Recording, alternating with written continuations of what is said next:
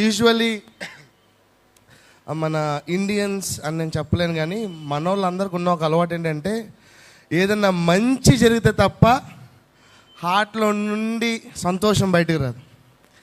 ఇప్పుడు అన్న ఇందాక చెప్పినట్టు 20 మెంబర్స్కి ప్రైజ్ వచ్చింది కదా, ఆ 20 మెంబర్స్ ఎవరో నాకు తెలియదు, కానీ వాళ్ళ పేర్లు చెప్పినప్పుడు వాళ్ళ ఆనందం అసలు ఎక్కడి నుంచో వచ్చేస్తుంది. మిగతా వాళ్ళందరికీ ఎలాగ ఉంటుందో నాకు తెలియదు. కుళ్ళుకున్న వాళ్ళు కుళ్ళుకుంటారు, తిట్టుకున్న వాళ్ళు తిట్టుకుంటారు, ఏడ్చే వాళ్ళు ఏడుస్తారు కదా. కానీ మనకు ఒక కారణం కావాలి. సంతోషంగా ఉండాలంటే ఏం కావాలి? మీకు అవసరం లేదా సంతోషం? కారణం లేకుండా సంతోషంగా ఉంటారా మీరు? Yes or no? కారణం కావాలి కదా. ఒకవేళ ఇక్కడే ఒక క్రికెట్ మ్యాచ్ జరిగితే ధోనియో కోహ్లీయో 6 కొడితే మధురవాడ స్టేడియం దగ్గర జనాలు అరిస్తే కొమ్మాది వినిపిస్తుంది. ఇక్కడ రియల్ హీరోని మనం ఆరాధిస్తున్నాం కదా. గోల లేదు, ఒక సంతోషం లేదు. యూత్ మీటింగ్కి వచ్చామా, వృద్ధుల మీటింగ్కి వచ్చామా అన్నట్టుంది. దీంట్లో మళ్ళీ విభజన చేశారు. చిన్న యూత్ అంట, పెద్ద యూత్ అంట. మేము పేద యూత్లాగా ఉన్నాం ఇక్కడ. చిన్న పెద్ద కాదు, నేను ఒక కారణం చెప్తా మీకు. ఓకే, ఈరోజు మేబీ ఎగ్జామ్లో నువ్వు ఫెయిల్ అయి ఉండొచ్చు, లేకపోతే దేవుడిని ప్రార్థనకు జవాబు ఇవ్వకపోయి ఉండొచ్చు, నువ్వు అనుకున్నది ఏది జరగపోయి ఉండొచ్చు. ఇందాక ఎవరో బాణం అని చెప్పారు కదా, ఫెయిల్యూర్ అయి ఉండొచ్చు. బాణాలు అంత లైఫ్ అంతా అతలాకుతలంగా ఉండొచ్చు. But I'll give you a solid reason to praise God. Okay, మీరు అందరు చేతులు ఇట్లా పెట్టండి. గుండె కొట్టుకుంటుందా? ఎంతమంది గుండె కొట్టుకుంటుంది? చేతులు ఎత్తారంటే కొట్టుకుంటుందని అర్థం కదా. ఈరోజు నీకు ఒక కారణం చెప్తా. నువ్వు సజీవ లెక్కలో దేవుడిని నించాడు. ఏది జరిగినా, ఏది జరగకపోయినా, పాస్ అయినా, ఫెయిల్ అయినా, ఓడిపోయినా, ఏదైనా సరే ఈరోజు నేను దేవుని స్తుతించడానికి ఒక కారణం ఇచ్చాడంటే తెలుసా? ఈరోజు పొద్దున నేను కళ్ళు తెరవగలిగాను. I'm alive. సంతోషంగా సజీవంగా ఉన్నాము అంటే దేవునికి ఎలా స్తుతించాలి? నేను చెప్పను మీకు. హల్లెలూయా చెప్తారా? స్తోత్రం చెప్తాను. నేను చెప్పను. నువ్వు సజీవంగా ఉంటే నువ్వే చెప్పు. దేవునికి థ్యాంక్స్ చెప్పాలి. ఓకే, జస్ట్ హల్లెలూయా కాదు. I'll count 3. నువ్వు సజీవంగా ఉన్నందుకు ఎంత సంతోషంగా ఉన్నావో నువ్వు దేవునికి చెప్పు, నాకు కాదు. Okay, I'll count 3. సంతోషంగా ఉన్న 3 లెక్క పెట్టక ముందు కూడా చెప్పేసేయచ్చు.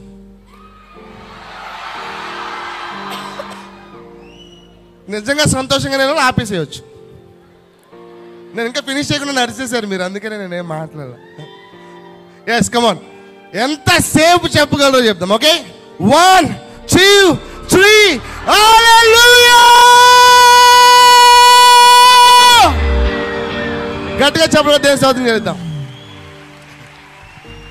Man, I'm so happy, super excited. చాలా సంతోషంగా ఉన్నాను. అందరినీ చూస్తే నాకు ఈరోజు భోజనం కూడా చేయబుద్ది గల పొట్ట నిండిపోయింది. అందుకే కొద్దిగా తిన్నాను. ఎందుకంటే ఎప్పుడైతే నేను చిన్నప్పుడు ఎక్కువ ఫ్యామిలీ ఎక్కువ కావాలనుకునేవాడిని. దేవుడు ఎంత గొప్ప పెద్ద ఫ్యామిలీ ఇచ్చాడంటే ఇప్పుడు ఎవరిని చూసినా చుట్టలాగే ఉంది. బ్రదర్స్ ఇద్దరిని జాయ్ వాళ్ళని ఈరోజే ఫస్ట్ టైం కలిసాను. వాళ్ళు కూడా నాకు ఎప్పటి నుంచో తెలుసు. మా ఫ్యామిలీ లాగా అనిపిస్తుంది. చూడటానికి ఫ్యామిలీ లాగానే ఉన్నాం అనుకోండి. But in the spirit, I'm talking about the spirit, have that family feeling. Brother Benjamin and Vinod గారిని చూసినప్పుడు కూడా ఒకలాంటి వాళ్ళ స్మైల్, మంచి విన్సమ్ స్మైల్ ఉంది వాళ్ళకి, ఫ్యామిలీ ఫీలింగ్. ఇప్పుడు మీ ఫేస్లన్నీ చూస్తుంటే నిద్రపోతూ ఉన్నాయి. మీరు నవ్వితే నాకు ఫ్యామిలీ ఫీలింగ్ వచ్చేస్తుంది, రైట్? ఇందాక మరి బ్రదర్ చెప్పినట్టు లైఫ్లో పెళ్ళైన వాళ్ళు హ్యాపీగా ఉండాలంటే ఏం చేయాలన్నారు? First priority. అందుకే ఫస్ట్ మైక్ కూడా ఇచ్చేస్తున్నాను నేను. తను ఒక 2 నిమిషాలు విషెస్ చెప్పిన తర్వాత నేను ఆ సాక్ష్యాన్ని మీతో పంచుకుంటాను. And she is my wife Harika. చప్పట్లు కొట్టమని నేను చెప్పను.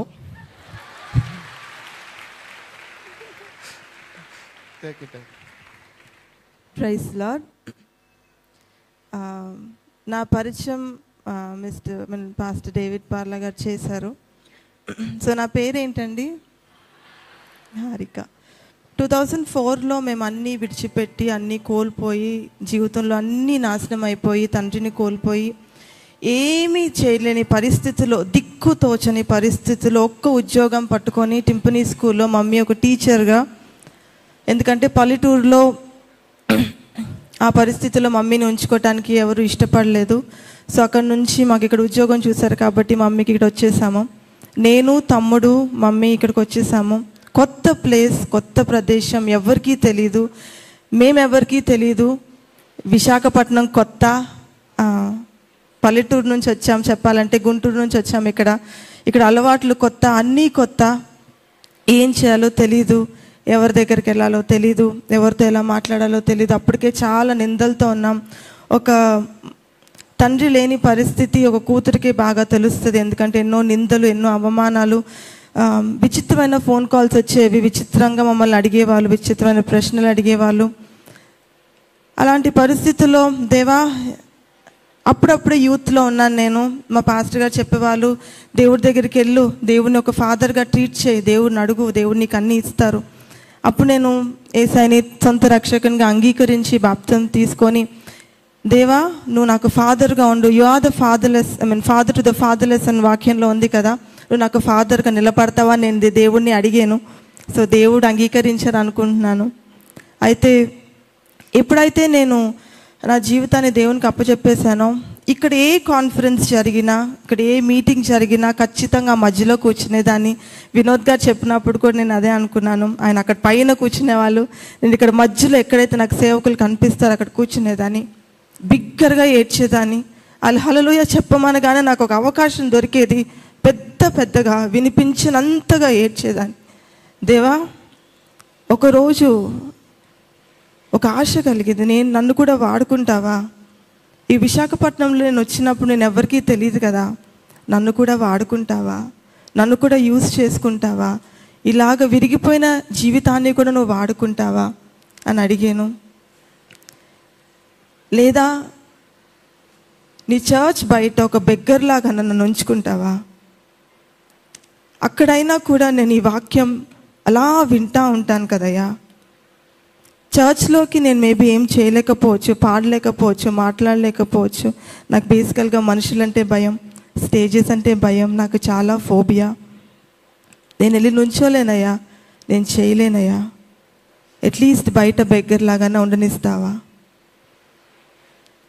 అలా అడిగిన నన్ను ఈరోజు ఇదే స్థానములో ఒక సేవకులిగా, ఒక సేవకులాని భార్యగా మీ అందరికీ నా పేరు తెలిసేలాగా నా తండ్రి చేశారు. నేను ఎందుకు నా పేరు అడిగానో తెలుసా? 2004లో నేను ఎవరికీ తెలీదు, 2023లో ఈ లోకానంతటికీ తెలిసేలాగా నా తండ్రి నన్ను ఎత్తుకొని చూపించారు. వన్నెస్ ఫస్ట్ సీజన్ అయినప్పుడు మధ్యలో నుంచున్నప్పుడు ఏ సేవకుల దగ్గర యోగ్యత లేదని నేను అనుకున్నాను, ఆ సేవకుల మధ్యలో వాళ్ళందరి ఆశీర్వాదముతో, ఎంత పరిశుద్ధుల మధ్యలో ఏంజిల్స్ లాగా వాళ్ళందరూ నాకు కనిపించారు. వాళ్ళందరి మధ్యలో వాళ్ళతో కొంచెం ఈక్వల్గా నుంచొని పాడటం నా జీవితంలో గొప్ప సాక్ష్యం. అదే సేవకులు ఎదుట నుంచొని నా సాక్ష్యం ఎవరికీ తెలీదు. నేను డేవిడ్ పార్ల వైఫ్ అని అందరికీ తెలుసు, కానీ నే కుటుంబం నుంచి వచ్చానో ఎలా వచ్చానో ఎవరికీ తెలీదు. కానీ ఈరోజు నా జీవితం మొత్తాన్ని వాళ్ళకు కూడా పరిచయం చేయడానికి, నన్ను పరిచయం చేయడానికి, నాలాంటి వాళ్ళు ఎంతమంది ఇక్కడ ఉన్నారో, నువ్వు ఈరోజు ఇక్కడ కూర్చొని ఏడుస్తున్నావేమో, నా జీవితమే సజీవమైన సాక్ష్యం. దేవుడు తండ్రిగా నిలబడితే నీ జీవితంలో ఏదైనా సాధ్యమే, ఏమైనా చేయగలడు దేవుడు. ఒక టీచర్ కూతుర్ని ఒక సేవకురాలుగా చేసిన దేవుడు. నువ్వే జీవితంలో ఉన్నావో, ఏ పేరెంట్స్ నీడలో ఉన్నావో, ఎవరూ లేని స్థితిలో ఉన్నావేమో, నీ జీవితాన్ని ఒక్కసారి ఇదిగో దేవా నా జీవితం నీకు అర్పిస్తున్నాను నువ్వు ఇచ్చేస్తే, దేవుడుకు నీ జీవితాన్ని నువ్వు ఊహించని రీతిగా, అనుకోని రీతిగా మార్చగలిగిన దేవుడు. ఆయన మహిమ కోసం, ఆయన ఏర్పరచుకున్న దానికోసం నిన్ను మలచగలడు, మార్చగలిగే దేవుడు. నన్ను మలిచాడు, నడిపించాడు. మీ ముందు ఈరోజు ఇంత ధైర్యంగా నిలబడి మాట్లాడుతున్నానంటే అది కేవలం నా దేవుడు నాకు ఇచ్చిన ధైర్యం. నా తండ్రి నన్ను ఇక్కడి వరకు తన చేయి పట్టుకొని నడిపించాడు. అదే తండ్రిని నీ సొంత రక్షకునిగా నువ్వు అంగీకరించినట్లయితే నన్ను నడిపించిన దేవుడు, నన్ను మాట్లాడిస్తున్న దేవుడు, నన్ను మార్చిన దేవుడు నిన్ను కూడా మార్చగలడు. God bless. God bless. ఒకసారి మీ లెఫ్ట్ అండ్ రైట్ తిరిగి నేను ఒక మాట చెప్తాను, వాళ్ళకి చెప్పండి. Okay, I ready? ఫస్ట్ నిద్రపోద్దని చెప్పండి వాళ్ళని. ఓకే, ఇప్పుడు చెప్పండి. ఇది మీరు వాళ్ళకి చెప్తున్నప్పుడు మీరు నమ్మి వాళ్ళకి చెప్పండి. ఓకే, వాట్ ఈస్, నన్ను చూస్తున్నారండి, పక్కన వాళ్ళకి చెప్పమన్నా నేను. What is impossible with man is possible with God. మనుషులకు అసాధ్యమైనది నా దేవునికి సాధ్యం. First of all I want to thank కర్మోజీ and family and the whole church ఇంత మంచి అవకాశం ఇచ్చినందుకు. చెప్పాలంటే నాకు ఒక బ్రదర్ని దేవుడు ఇచ్చాడు, ఒక బ్యాక్ బోన్ లాగా. ఏ సిచ్యువేషన్ అయినా సరే అన్నతో చెప్పుకోవాలి అని అనిపిస్తుంది. I always use to share. So ఈరోజు అన్న ఫ్యామిలీని కలవటానికి దేవుడు అవకాశం ఇచ్చినందుకు నేను దేవునికి వందనాలు చెల్లిస్తున్నాను. ఇందాక బ్రదర్ సాక్ష్యం చెప్తుంటే అంతా రివర్స్ చెప్తున్నారు. ఆయన రివర్స్ చెప్పట్లా, ఆయన జీవితంలో చేసిన దేవుడు నా జీవితంలో రివర్స్ చేశాడు. ఇనోవా వచ్చి వెళ్ళిపోయింది అనగానే మరి నన్నేంటి గుద్దేసింది అనుకున్నాను నేను. దేవుడు ఎవరికి ఇవ్వాల్సిన వాళ్ళకి ఇస్తాడు. నువ్వు హ్యాపీగా తీసుకుంటే దేవుడు వాడుకుంటాడు. నేను జోయల్తో చెప్పి అదే నవ్వుకుంటున్నా. సప్పును వెళ్ళిపోయిందంటే నన్ను సప్పును గుద్దేసింది అనుకున్నాను. బట్ ఎనీవేస్, నేను చెప్పబోయే సాక్ష్యం చాలా పర్సనల్, నాకు చాలా కష్టము కూడా. బట్ మీరు జాగ్రత్తగా వింటే, మధ్య మధ్యలో చప్పట్లు కొట్టమని నేను చెప్పను, మీకు అనిపిస్తే కొట్టేసేయండి. విజిల్స్ వస్తే ఏమనుకోండి నేను చెప్పను, మోత మోగించండి అని కూడా నేను చెప్పను. నేను చెప్పకూడదు కాబట్టి చెప్పట్లా, అంటే అలాగ ఉంటుంది సాక్ష్యం. బట్ నాకు టైం కొద్దిగా తక్కువ ఉంది కాబట్టి I will tell you something. మనందరం పుట్టాక మనుషుల చేత రిజెక్ట్ చేయబడతా ఉంటాం. కొంతమందికి నచ్చుతాం, కొంతమందికి నచ్చం. స్కూల్లో కొంతమంది టీచర్స్కి నచ్చుతాం, కొంతమంది టీచర్స్కి నచ్చం. కొంతమంది చుట్టాలకి నచ్చుతాం, కొంతమంది చుట్టాలకి నచ్చం. నా లైఫ్ నిజంగా రివర్స్. చెప్పాలి అంటే తల్లి గర్భంలో ఉన్నప్పుడే ఐ వాజ్ రిజెక్టెడ్, తృణీకరించబడిన వాడిని. దానికి కారణాలు ఉన్నాయి, మేబీ చాలామందికి అర్థం కాకపోవచ్చు. కానీ మాకున్న పరిస్థితికి మా నాన్నగారు, మా తాతగారు మధ్యప్రదేశ్ బిలాయిలో సేవ చేసేవాళ్ళు. దేవుడు మా నాన్నగారిని ప్రేరేపిస్తే మా తాతగారి సేవ చాలా పెద్ద సేవ. పరంజ్యోతి గారు, మా తాతగారు అందరు కలిసి పరిచర్యలో ఉన్నారు. అప్పుడు అక్కడికి పంపించారు. హాస్టల్స్ అన్నీ ఉన్నాయి.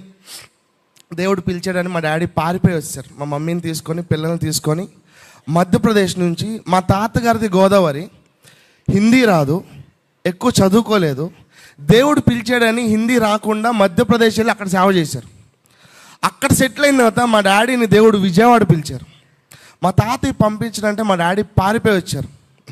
అప్పుడు ఇద్దరు పిల్లల్ని పెంచడం చాలా కష్టమైపోయింది మా డాడీకి. ఇల్లు లేదు, చర్చ్ లేదు, మినిస్ట్రీ లేదు, ఏమీ లేదు. అలాంటి టైంలో మా మమ్మీ నన్ను కన్సీవ్ అయింది. ఉన్న ఇద్దరు పిల్లలకే పాలు కాదు కదా, బ్రెడ్ ముక్క కూడా పెట్టలేని పరిస్థితిలో ఇప్పుడు మనకి ఇంకో మూడో బిడ్డ వద్దు అని ఆ రోజుల్లో మెడికల్ గవర్నమెంట్ హాస్పిటల్స్లో డోసులు ఉంటాయి. సో డోస్ ఇచ్చారు నాకు అబార్షన్ చేయటానికి. కొన్ని రోజుల తర్వాత హాస్పిటల్కి వెళ్తే డాక్టర్ చెప్పారు, బేబీ ఇంకా చనిపోలేదండి, బతికే ఉన్నాడు. అంటే మా నాన్నగారు డబుల్ డోస్ ఇచ్చేయండి అన్నారు. అంటే డబుల్ స్ట్రాంగ్ అబార్షన్ సంబంధించిన మెడిసిన్ ఇచ్చేయమన్నారు. ఇచ్చేసిన తర్వాత హాస్పిటల్కి మళ్ళీ కొన్ని రోజుల తర్వాత వెళ్తే బాబు చనిపోలేదండి ఇంకా. నేను చెప్పా మీకు విజిల్స్ వేయొద్దు అని చెప్పాను నేను. దేవుడు ఒకరిని పుట్టించాలనుకుంటే అది ఆపటం ఎవ్వడి వల్ల కాదు. నువ్వు ఈరోజు ఇక్కడ ఉన్నావు అంటే దేవుడు నిన్ను పుట్టించాడు. ఇఫ్ యూఆర్ అలైవ్, అందుకడిగా మీరు సజీవంగా ఉన్నారు అంటే నువ్వు అనుకున్నావేమో దేవుడు నన్ను మర్చిపోయాడేమోనని. దేవుడు నిన్ను మర్చిపోతే నువ్వు అసలు ఇక్కడ ఉండవు. నువ్వు ఇక్కడ ఉన్నావు అంటే నేను ఎవరు?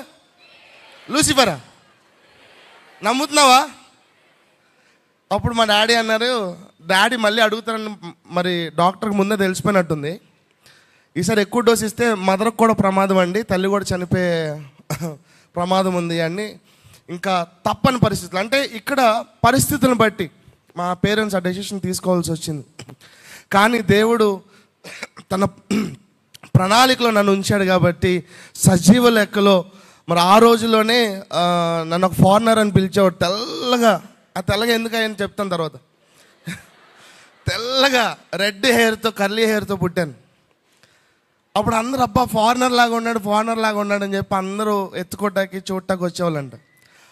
2 డోసుల ఎఫెక్ట్కి బాడీ అంతా కాలిపోయి తెల్లగా పుట్టించాను.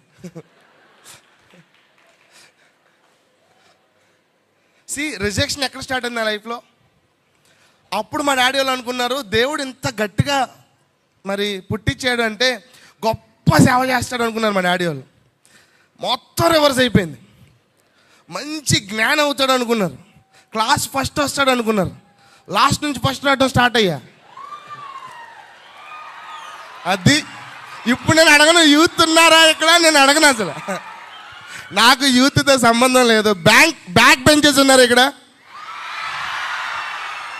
నన్ను అక్కడి నుంచే ఇక్కడ తీసుకొచ్చాడు, అక్కడి నుంచి.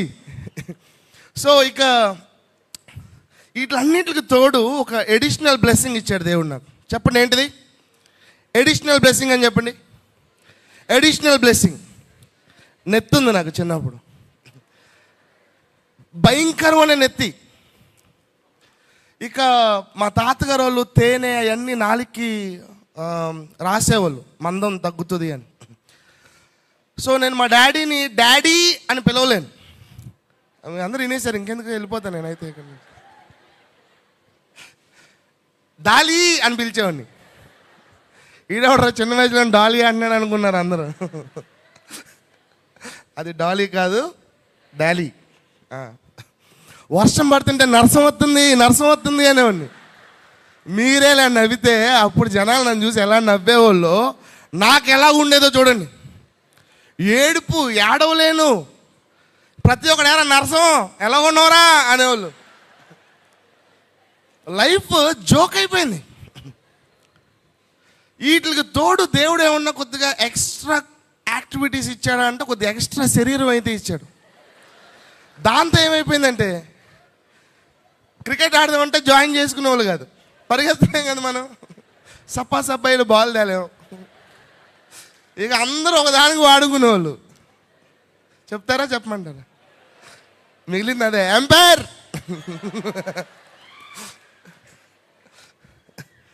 పోనీ పీటీ క్లాస్కి వెళ్దామంటే పీటీ సార్ కూడా నన్ను అలౌ చేసేవాడు కాదు. సరే నేను ఏదో ఒక స్పోర్ట్లో ఉండాలి కదా అని చెస్ పిక్ చేసుకుని కూర్చొని ఆడుకోవచ్చాను. బట్ దాంట్లో కప్పు కొట్టా. సో ఇలాగ నా లైఫ్ ఆ కప్పు కొద్ది చెప్పట్లు.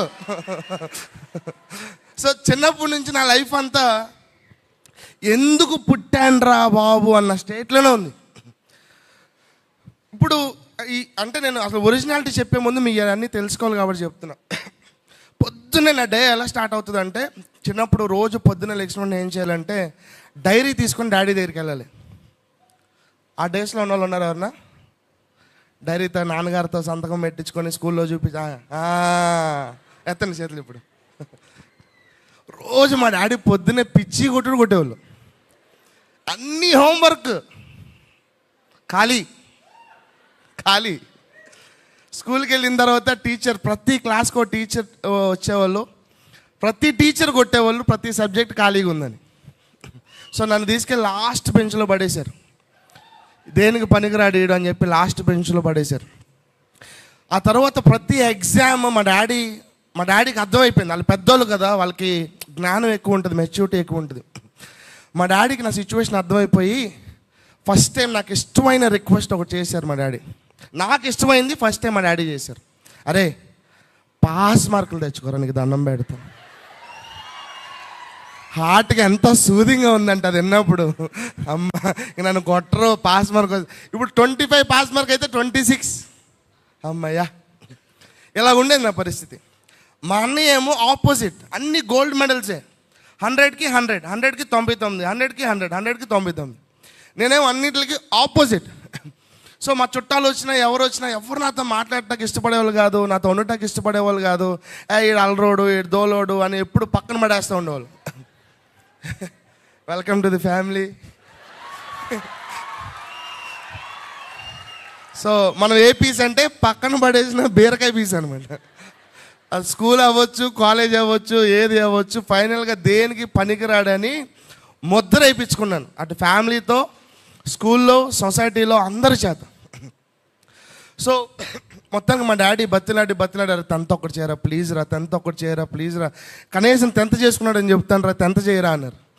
సరే స్కూల్లో చదివేదట్లేదని మంచి ట్యూషన్ సార్ని పెట్టి, చాలా పెద్ద ఆయన, చాలా ఫేమస్ అనమాట ఆయన దగ్గర, ఆయన కూడా క్రిస్టియన్ అని, ఆయన దగ్గర జాయిన్ చేసి అడిగారు. ఆయన ఏముంది, ఫస్ట్లో పాస్టర్ గారు అబ్బాయి కదా, అది కదా అని, మీ ఓడిని నేను మార్చేస్తాను సార్, మీ ఓడిని నేను లేపేస్తాను సార్ అన్నాడు ఆయన. మా డాడీ మనసులో అనుకుని ఉంటారు, మీకు మా ఓడి సంగతి తెలియదండి అని. 6 నెలలు పోయింది. మా డాడీ ఆయన కలవటకు వస్తే ఆయన అన్నాడు, మీ ఓడి 10th పాస్ అయితే నా స్కూల్ ఎత్తేస్తాను సార్ అన్నాడు ఆయన. ఈలోపు 10th ఎగ్జామ్స్ వచ్చినాయి. క్వశ్చన్ పేపర్ తప్ప ఇంకేం రాదు నాకు. క్వశ్చన్ పేపర్లో క్వశ్చన్స్ తప్ప ఇంకేం రావు. సో నా ఎదురుగా లక్కీగా నాతో పాటు ఎప్పుడు చిన్నప్పుడు చదివిన ఒక క్రిస్టియన్ అమ్మాయి ముందుకు వచ్చింది. ఆ అమ్మాయి పేరు సునంద. ఆమె నా జీవితంలో కృప కాదయ్యా, సునంద మాత్రమే. సో నేను చిన్నప్పుడు ఫ్రెండ్ కదా, కొద్దిగా హెల్ప్ చేస్తుంది అనుకొని, హాయ్ సునంద బాగున్నావా అది అని మాట్లాడి, చూపిస్తావా అని అడిగాను నేను. ఆమె బాగా చికాకు పడిపోయింది. మొత్తానికి చూపిలా, మనకి స్కిల్స్ ఎక్కువ, మొత్తానికి దొంగచాటుగా చూసి రాసాను, అయిపోయింది. నెక్స్ట్ రోజు వాళ్ళ ఇంటిలో పాదం తీసుకొచ్చేసింది. వాళ్ళ డాడీని, వాళ్ళ అన్నయ్యని, అందరినీ, వాళ్ళందరూ గుంపు కూడేశారు నా దగ్గర. ఏందిరా వీళ్ళందరినీ తీసుకొచ్చేసింది అనుకున్నా నేను.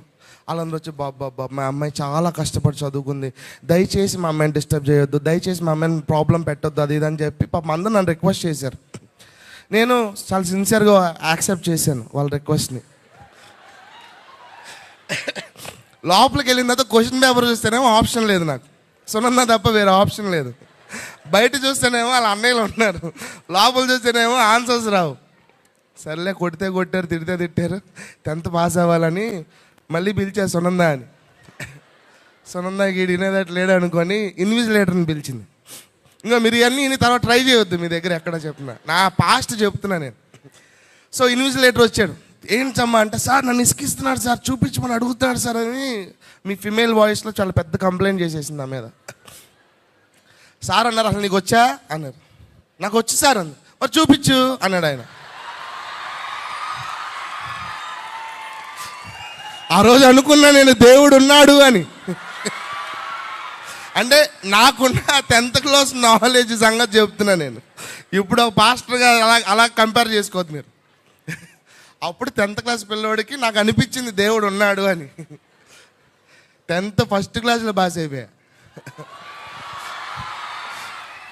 మా డాడీ మా అన్నయ్యకి గోల్డ్ మెడల్ వచ్చి అందరూ అంత పొలిటికల్ వాళ్ళు అందరూ మా అన్నయ్యకి మోపెట్స్ ఇచ్చారు, డబ్బులు ఇచ్చారు, సన్మానాలు చేశారు, అంతా లేపేశారు మా అన్నయ్యని.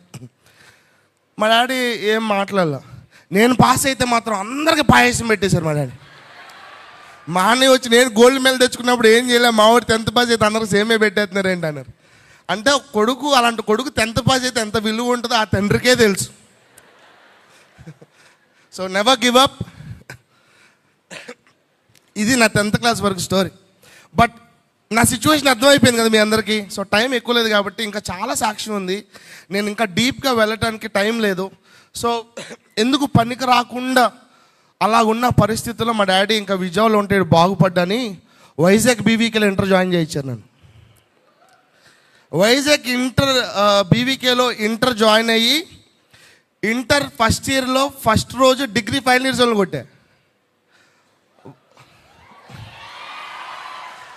దాంతో వాళ్ళ పేరెంట్స్ని తీసుకురమ్మంటే డమ్మీ పేరెంట్స్ని తీసుకెళ్ళా. ఆ విషయం కూడా తెలిసిపోయి టీసీ ఇచ్చారు. అక్కడితో నా ఎడ్యుకేషన్ ఫినిష్ అయిపోయింది. ఇది నాకున్న జ్ఞానం. ఆ తర్వాత మెల్లగా తెలియకుండా రాంగ్ ఫ్రెండ్షిప్స్ అలవాటు అయిపోయింది. నాకు బైక్స్ చాలా పిచ్చి. హీరో పుక్, టీవీఎస్ 50 ఉన్న టైంలో హోండా 350 బాంబే, ఢిల్లీ నుంచి వచ్చిన బైక్స్ తోలేవాడిని. భయంకరమైన పిచ్చి నాకు. రోజుకి ఎవడన్నా వచ్చి మా ఇంట్లో కంప్లైంట్ చేస్తున్నాడు, మీ ఓన్ కంట్రోల్లో పెట్టండి, బస్సు కింద నుంచి లారీ కింద నుంచి వెళ్తున్నాడండి అని. మనకేమో అలవాటు కదా, బస్సు కింద నుంచి జిగి అని తిప్పుకుండా. సో రాంగ్ ఫ్రెండ్షిప్స్ ఎక్కువైపోయిన తర్వాత భయంకరమైన పరిస్థితులు, ఇంకా గొడవల్లోకి వెళ్ళిపోవటం మొదలు పెట్టాము. పెద్ద పెద్ద గొడవలు అయిపోయినాయి, అటెంప్ట్ మర్డర్ కేసెస్ వరకు వెళ్ళిపోయినాయి, తలకాయల బాలు కొట్టడం వరకు వెళ్ళిపోయింది. ఇక మా ఇంటికి పోలీసులు రోజు రావటం మొదలు పెట్టారు.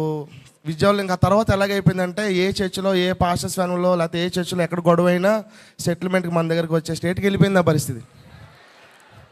మా నాన్నగారు ఏమైనా సేవకుడు అవుతాడు ఈడు అనుకుంటే, ఈడేంటి ఇట్లా తయారయ్యాడని చెప్పి మరి మా తల్లిదండ్రులు చాలా అంటే చాలా కుమిలిపోయారు.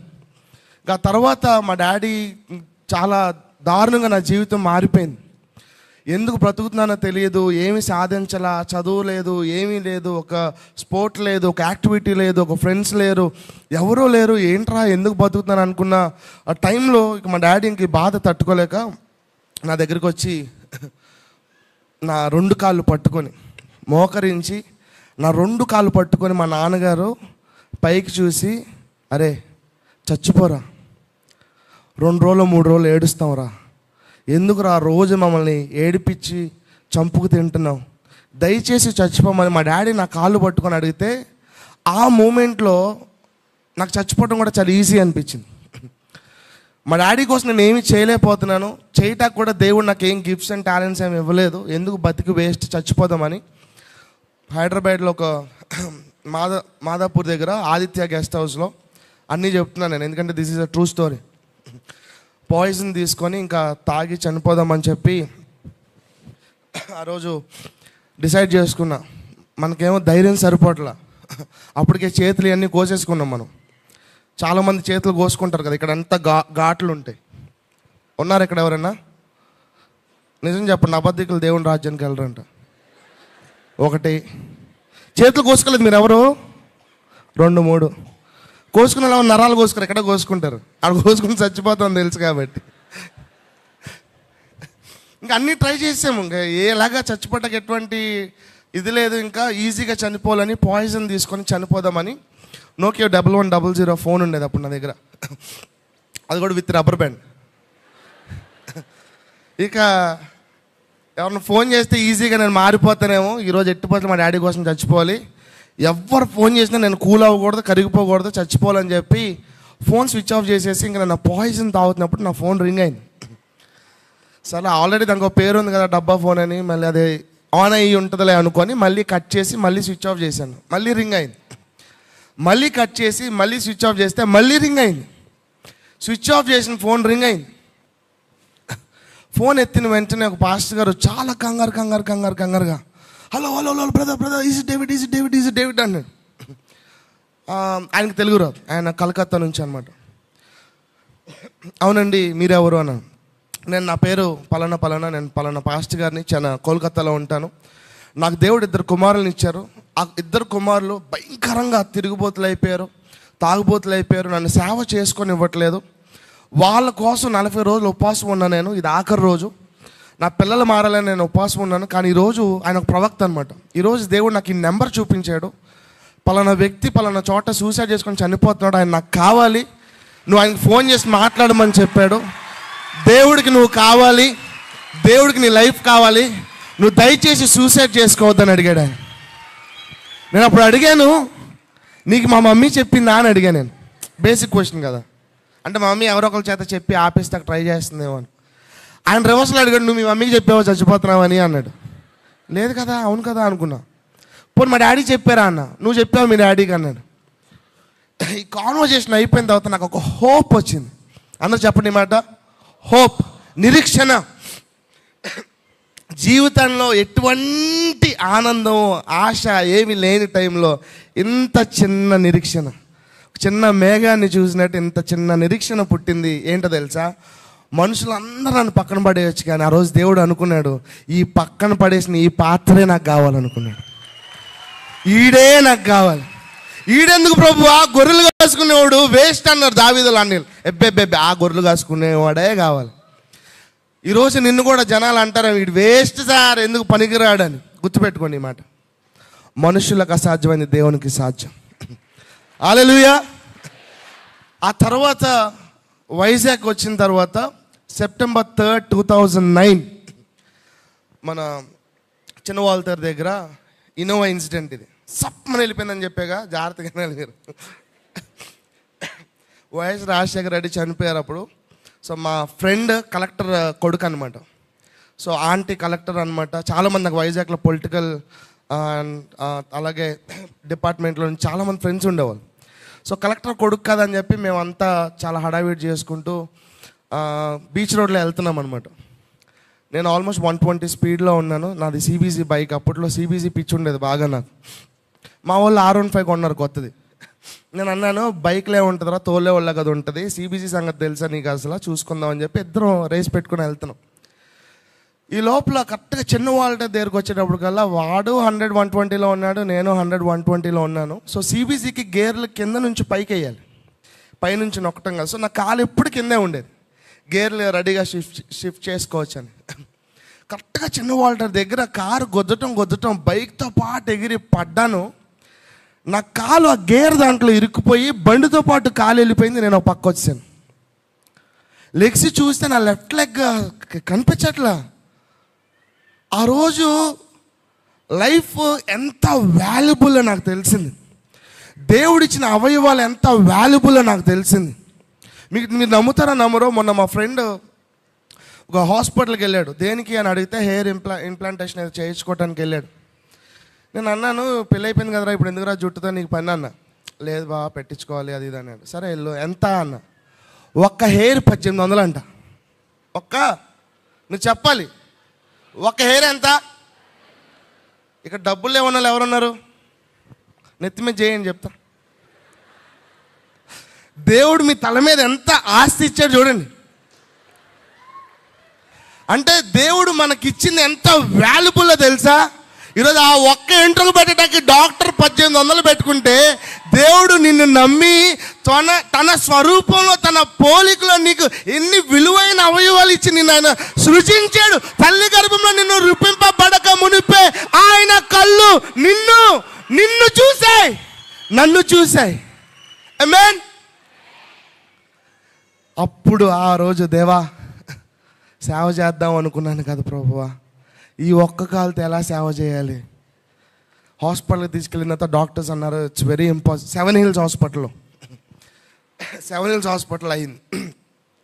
చుట్టాలు తెలిసిన వాళ్ళందరూ ఈడు అనవసరంగా బతికాడు, చచ్చిపోయినా బాగుండు కదా, దేనికి పనికిరాడు, ఎందుకు బతికి అదే తల పగిలిపోతే బాగుండు కదా అన్నారు. అప్పుడు ఒక డాక్టర్ వచ్చి ఇట్ కెన్ బి ఆపరేటెడ్ అవుతుంది అని చెప్పి, ఆయన పేరు షా, ఇంకా ఉన్నారో తెలియదు, డాక్టర్ షా అని పిలుస్తారు ఆయన సర్జరీ చేశారు. కాకపోతే ఒక క్లాజ్ ఇచ్చారు, సర్జరీ అయితే చేస్తాం కానీ ఎగ్జాక్ట్ కాలు అతుకుతుందో లేదో మేము చెప్పలేం. 1 ఇంచ్ పెద్దదాన్ని అవ్వచ్చు, 1 ఇంచ్ చిన్నదాన్ని అవ్వచ్చు. సో ఒకవేళ చిన్నదైతే పెద్ద చెప్పు, ఒక కాలుకి పెద్ద చెప్పు వేసుకుంటారు కదా, అలా పెద్ద చెప్పు వేసుకొని ఉండాలి. నేను తిరిగిన తిరుగుడికి ఉన్న ఫ్రెండ్ సర్కిల్కి ఒక పెద్ద చెప్పు ఒక చిన్న చెప్పు వేసుకుని ఏం తిరుగుతుంది దేవా జీవితాంతం, తీసేసుకోవచ్చు కదా అనుకున్నా. కానీ ఆ రోజు హాస్పిటల్లో నేను అన్నాను, దేవా వాళ్ళు ఇచ్చిన ఒక్క 1%లో కూడా నువ్వు పని చేయగలవు ప్రభా. ఒక్కవేళ నా కాలు కనుక బాగైతే ఇక నేను నీ సేవ చేయటం ఎవ్వడు ఆపలేడు ప్రభా అని ఆ రోజు తీర్మానం చేసుకున్నా. కథం కావాలా, టైం అయిపోతుంది అని. సో 6 months బెడ్ రెస్ట్లో ఉన్నాను. నేను లావ్ అవ్వటానికి కారణం ఆ సర్జరీస్ అండ్ ఆ అనెస్థీషియాల వల్ల.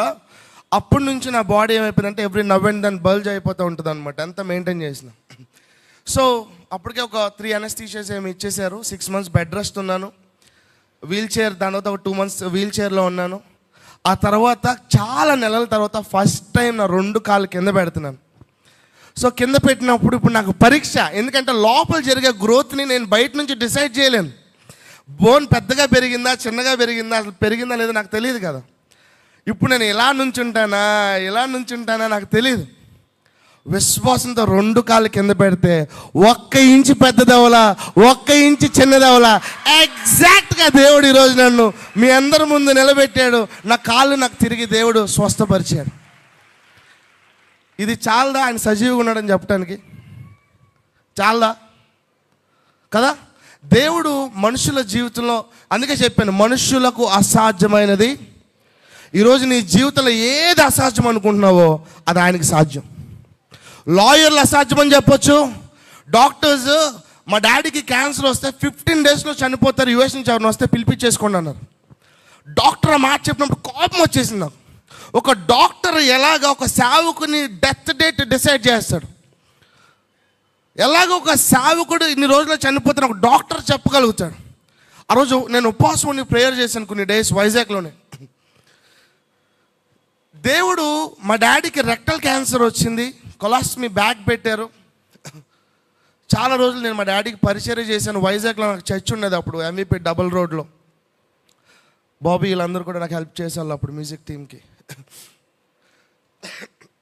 అలాంటి టైంలో నేను చిన్న పిల్లలు పుట్టారు నాకు. వైజాగ్లో నేను అప్పుడు పరిచర్య విమాన్ నగర్లో చేసేవాడిని. వారానికి 500. ఎంత చెప్పాలి? ఎప్పుడు నెలకి ఎంత? అప్పుడు పెద్ద స్థాయిలో అందరూ ఇక్కడే ఉన్నట్టున్నారు. మినిమం డిగ్రీ అందరూ ఇక్కడే ఉన్నారు. నెలకి 2000. డైపర్లు కొంటావా, సెరిలాక్ కొంటావా, ఇంటి కరెంటు బిల్లు ఏం చేసుకుంటావు నీ ఇష్టం. 2017 వరకు అదే 500కే నేను ఇక్కడ పరిచర్య చేశా నమ్మకంగా. విజయవాడలో సేవ ఉంది, నేను వెళ్ళిపోవచ్చు, తిరిగి మా డాడీ దగ్గరికి వెళ్ళిపోవచ్చు. కానీ దేవుడు ఎందుకు ఇక్కడ తీసుకొచ్చాడో నాకు తెలియదు. అది నేను ఫిల్ఫిల్ చేయాలి. పౌలు ఎంత రోషంగా ముందు హింసించాడో, పౌలు మారిన తర్వాత కూడా అంతే రోషంగా దేవుని సేవ చేశాడు. నేను అప్పుడు అన్నా ఎంత తీవ్రతగా లోకంలో తిరిగానో, సేవలోకి వచ్చిందో అంత తీవ్రతతో దేవుని సేవ చేయాలని తీర్మానం చేసుకున్నాను. ఆ తర్వాత దేవుడు మా డాడీని బతికించారు. 15 రోజులు చనిపోతారని చెప్పిన తర్వాత 1.5 సంవత్సరం అయింది. క్యాన్సర్ మొత్తం మా డాడీ శరీరంలో నుంచి బయటికి వెళ్ళిపోయింది. ఇక చాలా హ్యాపీ ఫీల్ అయిన టైంలో మళ్ళీ క్యాన్సర్ వచ్చింది. నేను మళ్ళీ ప్రార్థన చేశాను, మా డాడీ కనుక చనిపోతే దేవా ఆటో తోలుకుంటా కానీ సేవ మాత్రం చేయనన్నా. ఎందుకో చెప్తాను చూడండి. ఇంత టార్చర్ చేసి మా డాడీ వాళ్ళని ఇంత హింసించి తర్వాత నేను ఏదో దైవజనుని అయిన తర్వాత, అరే మా డాడీ ఉండుంటే బాగుండేదే, మా డాడీ చూసుంటే బాగుండేదే, అప్పుడు అలా ఉండేవాడిని, ఇప్పుడు దేవుడు నన్ను ఇలా చేశాడు, మా డాడీ చూసుంటే బాగుండేది అన్న రిగ్రెట్ నాకు ఉండకూడదు. అలాంటి రిగ్రెట్ నేను సేవ చేయను.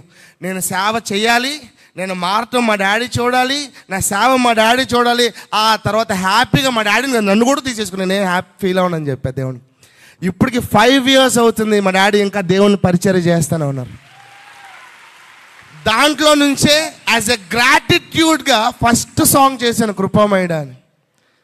నేనేదో యూట్యూబ్లో రావాలి, పాటలు పెట్టాలి, అందరికి తెలియాలన్న ఉద్దేశంతో నేను పాటలు చేయడం స్టార్ట్ చేయలే.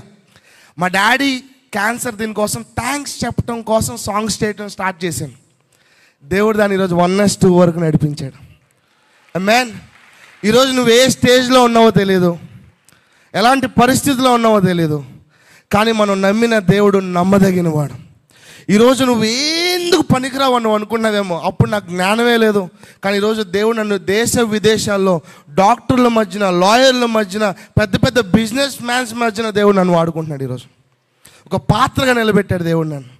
సో ఒక్కసారి మీరు లెఫ్ట్ అండ్ రైట్ తిరిగి, అందరు నిలబడండి, లెఫ్ట్ అండ్ రైట్ తిరిగి పక్కన వాళ్ళకి మాట చెప్పండి, you are not a mistake అని చెప్పండి. You are not a mistake కాదు.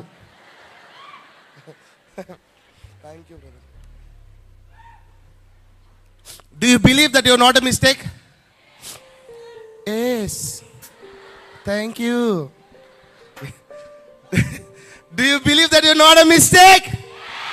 Do you believe that you have a purpose? Do you believe that God loves you? Then give a big shout and say, Lord, thank you, Lord.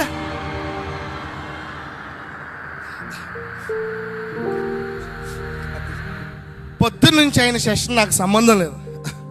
పొద్దున్న నుంచి ఎవరు పాడారు, ఎవరు పాడలేరు, ఏం చేశారు నాకు సంబంధం లేదు. ఈరోజు నేను దేవుడిని ఆరాధించడానికి నాకంటే ఒక కారణం ఉంది. ఏంటో తెలుసా? కాలే లేని నాకు దేవుడు కాళ్ళు ఇచ్చాడు కదా, అలా నుంచొని నేను చేయలేను. I accept. నేను లావు ఉన్నా, నేను ఎగరలేను మీకులాగా, ఓకే? అలాగని చెప్పి నేను కామ్గా కూర్చోలేను. ఎవరు స్టేజ్ ఎక్కినా నా కాళ్ళు ట్యాప్ అవుతూనే ఉన్నాయి. ఎవరైనా డ్యాన్స్ చేస్తారో వాళ్ళతో పాటు వేద్దాం అంటే అందరూ ప్రొఫెషనల్గా. God bless. మన సజీవమైన దేవుని ఆరాధిస్తున్నాం. ఎవరు? సజీవమైన దేవుడు. ఎక్కడ ఇద్దరు ముగ్గురు నామాను కూడి ఉంటారో అక్కడ. ఇప్పుడు దేవుడు ఇప్పుడు నిజంగానే ఇక్కడికి ఒక మెగాస్టార్ చిరంజీవి, మహేష్ బాబు వస్తే ఏం చేస్తారు మీరు? ఇప్పుడు దాకా ఎప్పుడు అరవనంత ఇదిగా అరుస్తారు, అవునా? వాళ్ళు సాక్ష్యం చెప్తే ఎలా చెప్తారు? కేకలు చేస్తారు కదా. మరి ఇక్కడ నిజంగా సజీవుడు అనే దేవుడు, ద రియల్ హీరో, నీ కొరకు శిలువ మీద ప్రాణం ఇచ్చిన వాడు ఇక్కడ ఉంటే అంత మౌనంగా ఎలాగా ఉండాలనిపిస్తుంది మీకు? ఆయన నమ్మిన వారు ఆయన సిగ్గుపరిచే దేవుడు కాదు, ఓకే? ఫ్రీ చేసుకోండి. మీరు అందరూ డ్యాన్స్ చేస్తారు, నాకు అర్థమైపోయింది. ఆల్రెడీ నా విషయంలో చూసేస్తున్నాను. మీకు గంతులు వేయాలనిపిస్తుంది కూడా నాకు అర్థమైపోయింది. కొంతమంది కచ్చీపులు రెడీ చేసుకున్నారు తిప్పటానికి, చున్నీలు తీశారు నా విషయంలో. అరే నాకు అనుకున్నలా చేసేస్తున్నారు మీరు. ప్రాఫెసీ. Are you ready?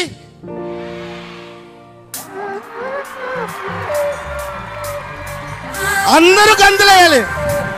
దేవుడి రోజు నీ కాళ్ళని లేడి కాళ్ళలాగా చేస్తాడంట. Hallelujah. Ready? 1 2 3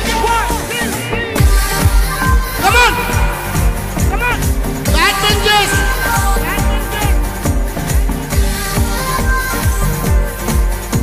don't stop. Come on. సంతోషంగా.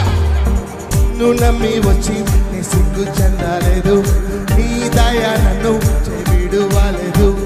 నిన్ను నమ్మి వచ్చి నీ సిగ్గు చెందలేదు, నీ దయ నన్ను విడువలేదు. ఖాళీ చేతితో నెవరిది, సమృద్ధితో నన్ను నింపితివే. ఖాళీ చేతితో, సమృద్ధితో, ఖాళీ చేతితో. మీకు ఒక విషయం చెప్తాను చూడండి.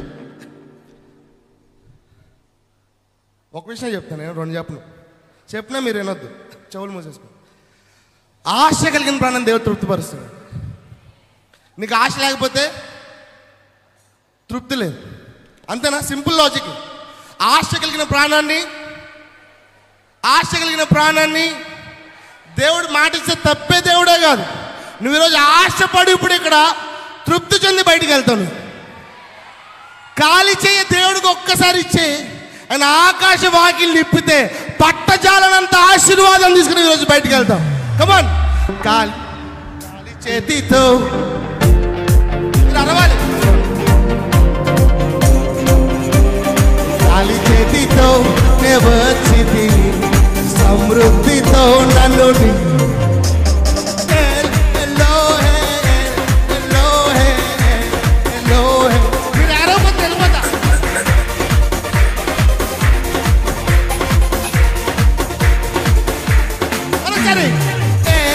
Elohim, Elohim,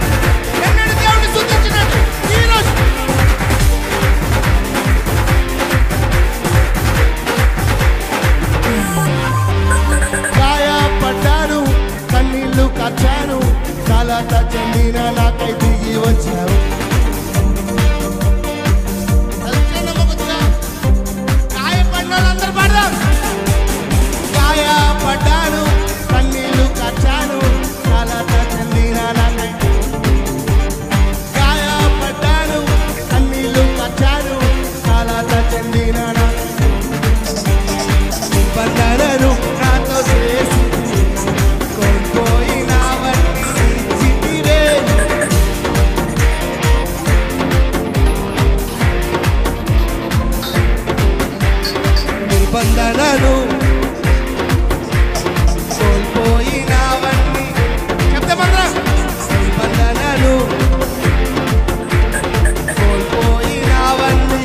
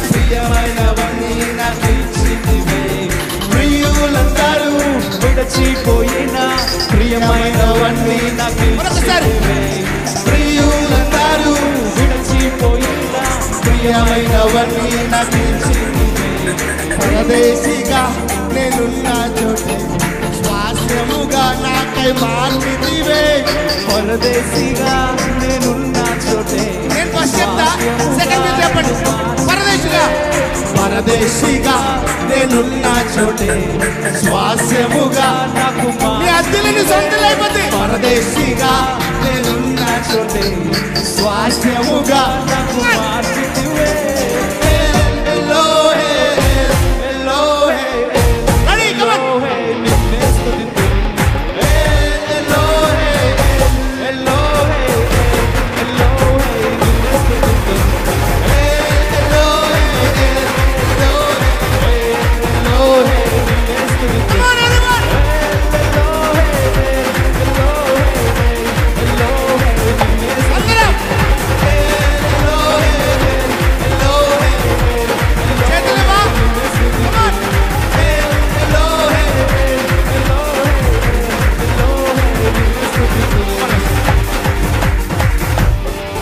దావీదు ఎలాగైతే తిప్పాడు, ఈరోజు నువ్వు తిప్పి తిప్పి కొడితే నీ శత్రువు పడిపోవాలి. ఎలా తిప్పుతారు? హే గొలియాత్, మీకు చెమట పొట్టాలి, చేతులు నొప్పి రావాలి. Okay ready 1 2 3 go.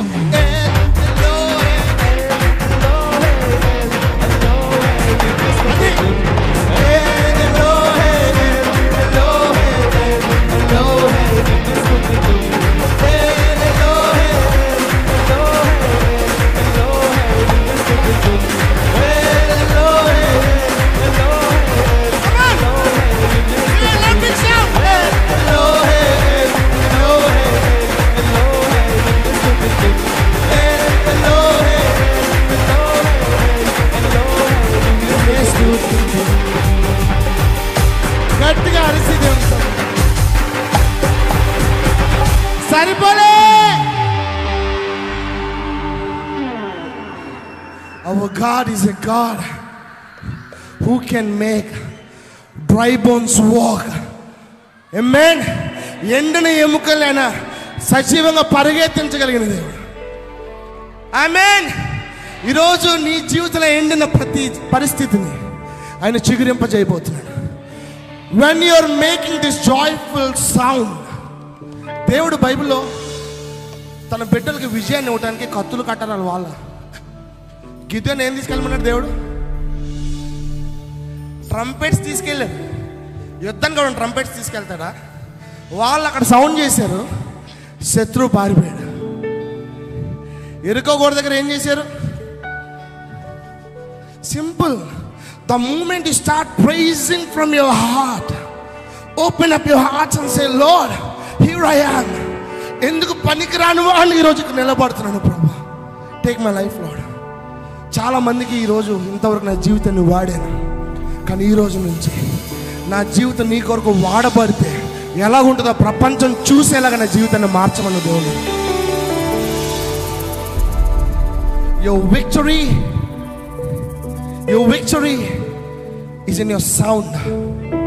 దేవుడు ఆదిలో కలుగును గాక అని పలికితే నిరాకారంగా ఉన్న భూమి ఆకారంగా మార్చివేయబడింది. దేవుడు పలికినప్పుడు సూర్యచంద్ర ఆకాశాలకు దేవుడు పలికినప్పుడు అవి కలిగాయి. దేవుడు నేలతో పలికితే ద్రాక్షారసంగా మార్చబడ్డాయి. కృతివాడి దగ్గరికి దేవుడు పలికితే వాడికి చూపు వచ్చింది. చెవిటి వాడి దగ్గర దేవుడు వెళ్ళి పలికితే వాడి చెవులు వినపడ్డాయి. ఈరోజు నీ యొక్క స్వరము తెరిచి నువ్వు పలుకుతుండగా దేవుడు నీ జీవితంలో కార్యం చేస్తాడు. Just praise God in advance. Lord, thank you for the victory that I'm going to get tomorrow, Lord. Lord, give me, Lord, a big praise and say, thank you, Lord. You were a good Father. You were an amazing Father, Lord.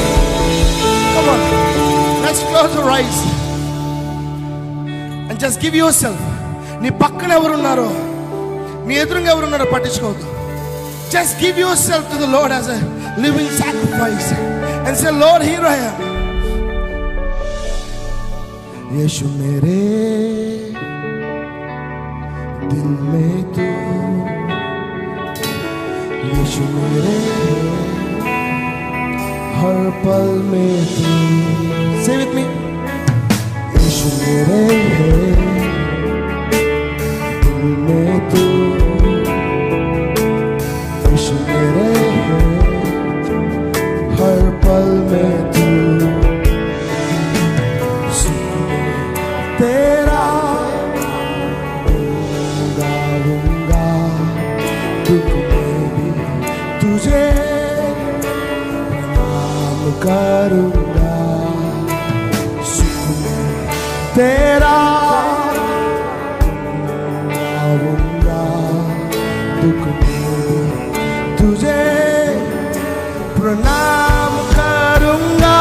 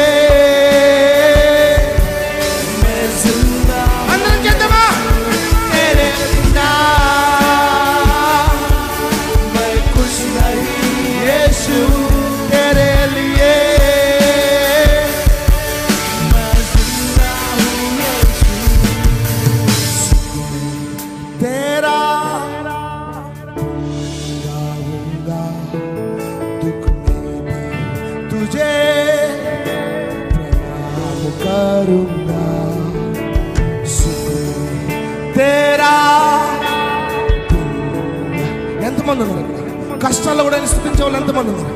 నష్టాల్లో స్తుతించే వాళ్ళు ఎంతమంది ఉన్నారు? వ్యాధుల్లో స్తుతించే వాళ్ళు ఎంతమంది ఉన్నారు? ఇరుకులో స్తుతించే వాళ్ళు ఎంతమంది ఉన్నారు? ఇబ్బందుల్లో స్తుతించే వాళ్ళు ఎంతమంది ఉన్నారు? అవమానాల్లో స్తుతించే వాళ్ళు ఎంతమంది ఉన్నారు? నిందల్లో స్తుతించే వాళ్ళు ఎంతమంది ఉన్నారు? చెప్తాం.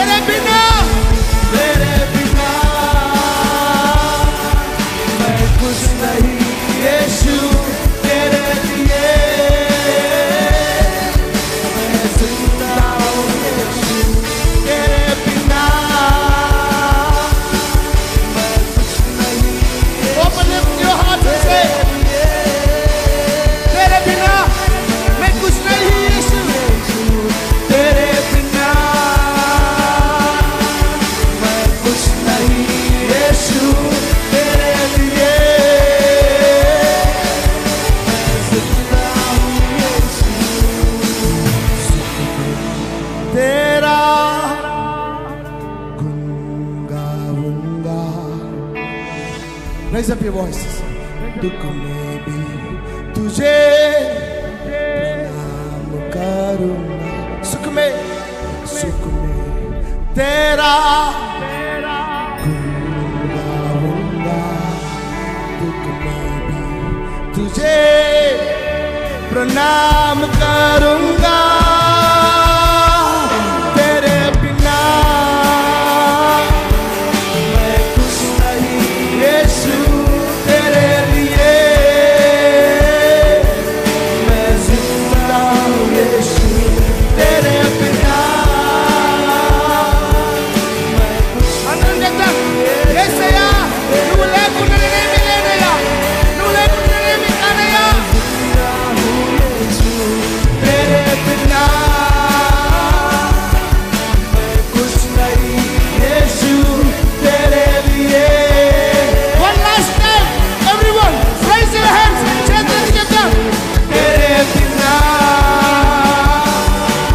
मैं कुछ नहीं यीशु, तेरे लिए मैं जिंदा हूँ यीशु, तेरे बिना मैं कुछ नहीं यीशु, तेरे लिए मैं जिंदा हूँ यीशु। అందరం ఒకసారి దగ్గర చెప్తాం, तेरे बिना, నాతో పాటు చెప్తారు అందరూ, तेरे बिना, పైన టాప్ లెగ్స్ మీద చెప్తాం, तेरे बिना मैं कुछ नहीं यीशु, तेरे लिए। Come on, one last time, तेरे बिना मैं कुछ नहीं Lord, I'm nothing without you, I'm nothing without you Lord, मैं जिंदा हूँ बिकरगा, तेरे बिना मैं कुछ नहीं यीशु, Lord thank you Lord for your spirit, for your anointing Lord, जिंदा हूँ यीशु, तेरे बिना मैं कुछ नहीं यीशु, तेरे लिए मैं जिंदा हूँ। మీరు ఒక్కలే పడండి, तेरे बिना।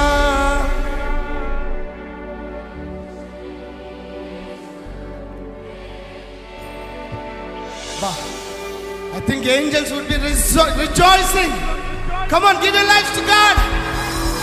Deva, idigo na జీవితం. Take it. Lord, here is my heart. Take it, Lord. तेरे बिना, तेरे बिना. Come on, give Lord a big shout. मैं कुछ नहीं तेरे लिए। సాతాన్ గడికి చెప్తావా ఈరోజు?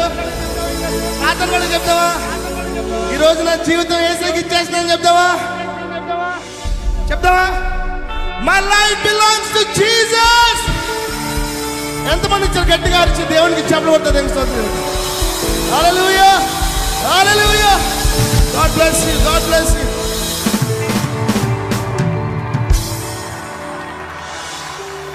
Praise the Lord. Can we all be seated please? Hallelujah. దేవునికి మహిమ కలుగును గాక. ఈ సమయంలో ఒక ప్రత్యేకమైన పాటతో మనందరికి ఇద్దామండి. మన మధ్యలో బ్రదర్ శామ్యుల్ దీప్ గారు, ఫార్మల్గా చెప్పడం బాగాలేదేమో, మా మామయ్య, my very own uncle. I think most of my inspirations, most of my decisions that I take are mostly guided and inspired by him. Of course, first దేవుని చిత్తము, తర్వాత మామయ్యని ఒక ఇన్స్పిరేషన్గా కూడా నేను తీసుకుంటూ ఉంటాను.